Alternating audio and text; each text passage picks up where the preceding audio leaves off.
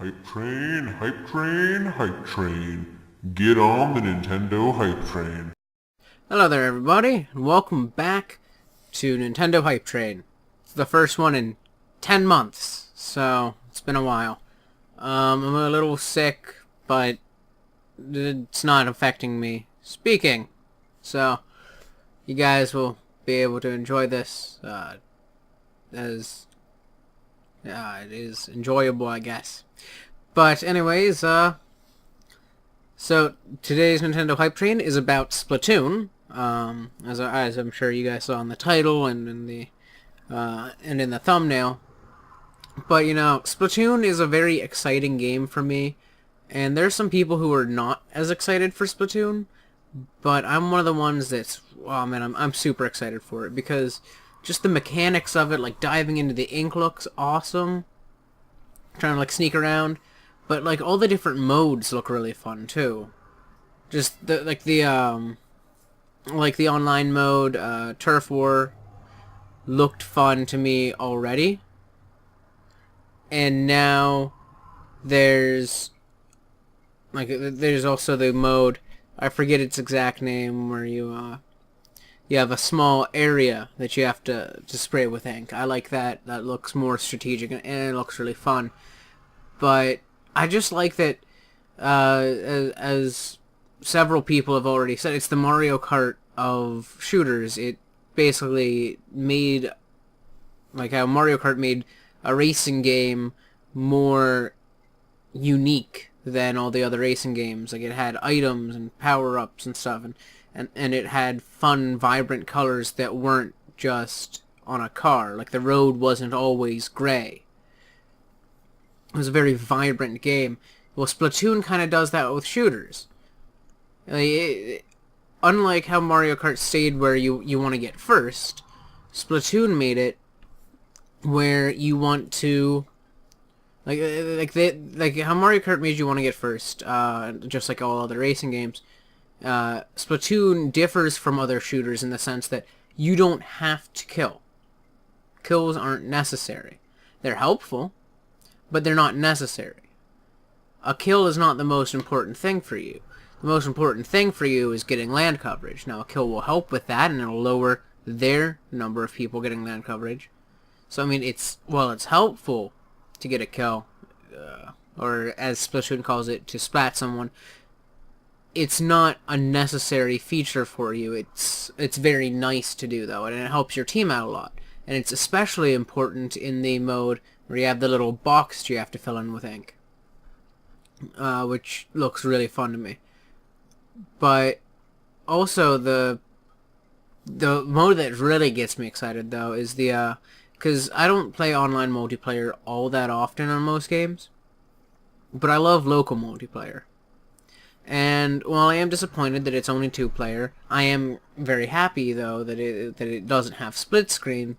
Even though split screen was nice, one of the things I really liked about the Wii U was that it did not have split screen. If you had 2 players in several games, you didn't need it because one person had the gamepad, one person could have the TV, and that's what I like about Splatoon's local multiplayer. It's one-on-one. One person has a Nintendo Pro controller or some controller of that sort, and the other one has the gamepad. And I was curious to see how they were going to do it because they hadn't mentioned having non-motion controls. Now I'm probably going to use mostly motion controls because I'm terrible at console shooters, unless you have motion controls for them, like the Metroid Prime trilogy, Metroid Prime 3. Those were really good shooters for me because I could aim much better.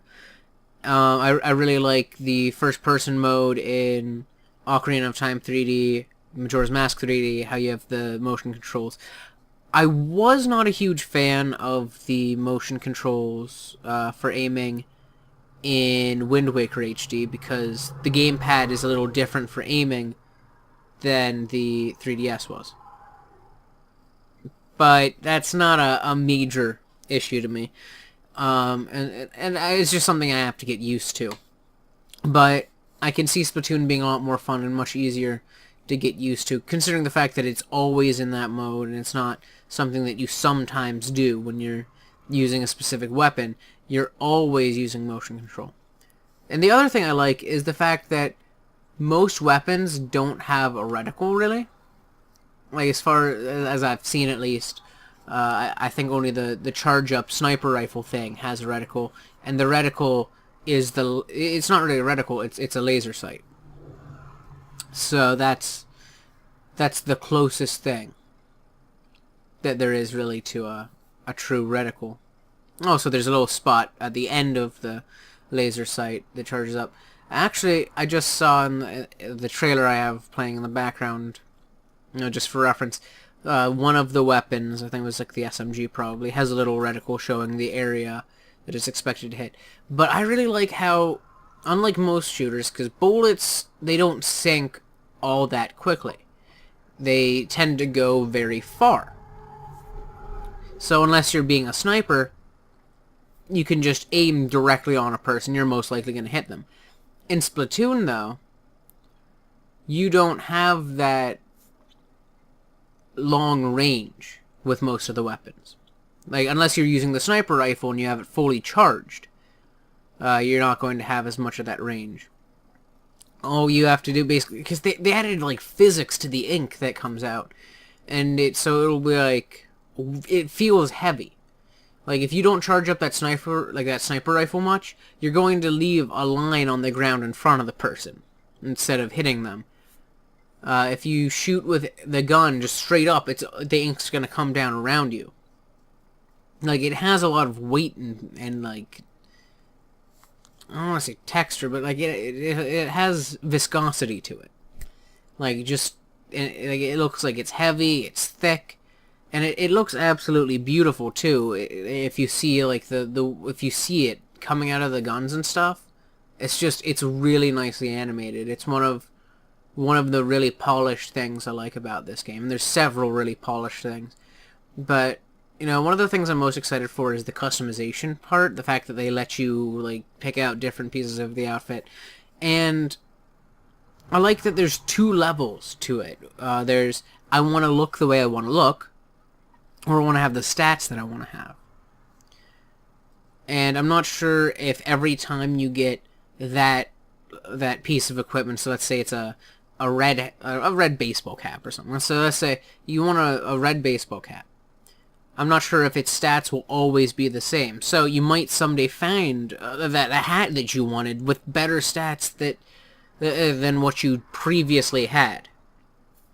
So it's really nice that they let you customize, but it will be a little concerning if they don't let you keep, if they don't let you have different stats for it, so that you can keep one that you want because it has better stats, but you might not always find the one you want with better stats.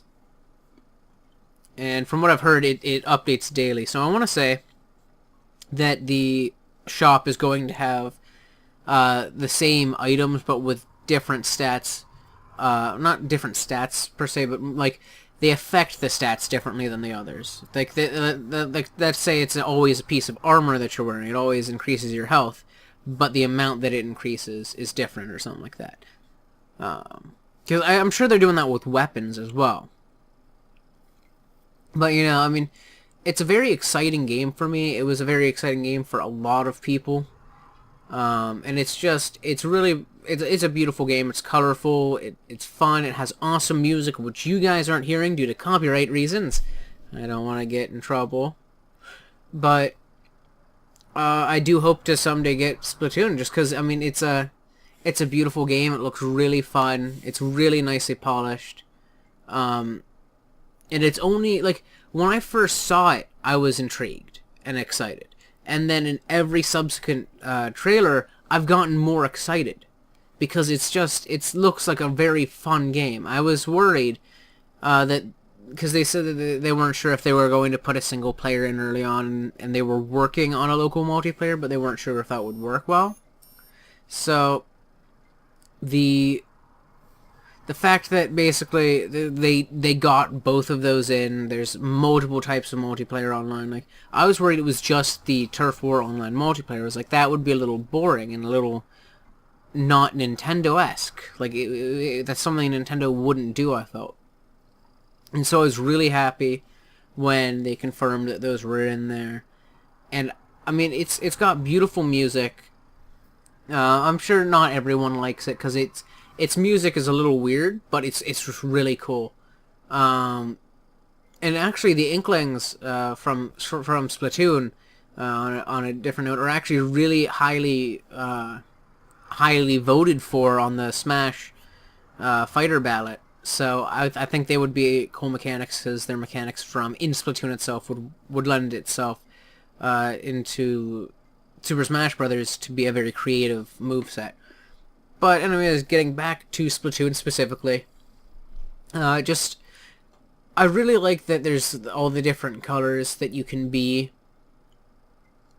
and I think it would be really cool if, like, you could make a little group of friends that you can, like if you made a party, let's say, let's just call it a party. So you and three other friends go online as a party, and whoever created the party could, like, choose a color for it so that you could always be that color.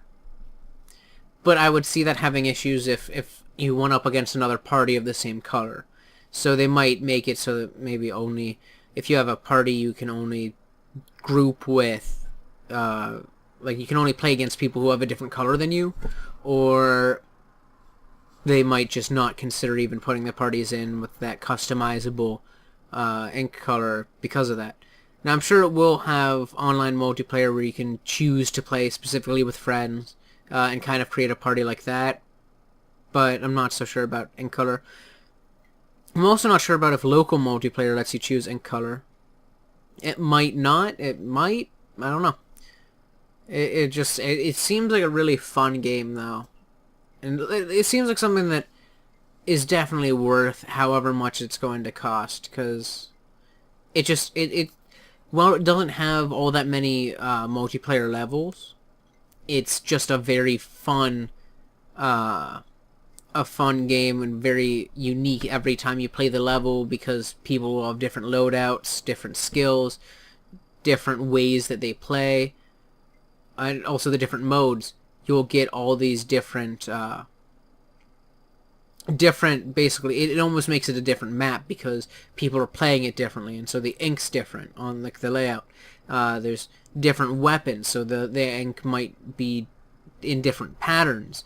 You might get people with different skill levels, and so the ink might be really badly spread or really highly spread. You got different modes, so all of these things just make all of these levels so much more complex, and it seems like a really fun game because of that. But I mean, you guys, if you're excited, you're hyped for the game too, put a little comment down below, give it a thumbs up, and I want to thank you guys for watching. Or should I say thanks for watching, Ling. I hope you guys love Disc. Have a nice day. I hope you guys are having a better day than me and aren't sick. Anyways, also, thanks to all the people who have followed and subscribed and all of that. It's great to see new people showing up. But anyways, see ya. Bye. If you liked this video and would like to see more, please subscribe to us on YouTube and follow us on Google+, where we post behind-the-scenes things, funny pictures, and more. We hope to see you there.